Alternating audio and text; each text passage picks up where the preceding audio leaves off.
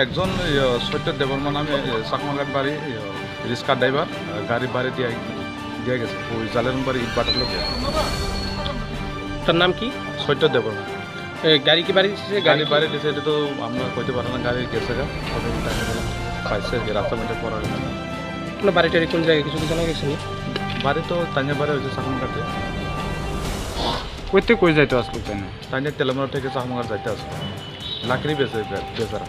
কয়টা নাগাদ হয়েছে ঘটনাটা? ধরো না 6:45 দিকে।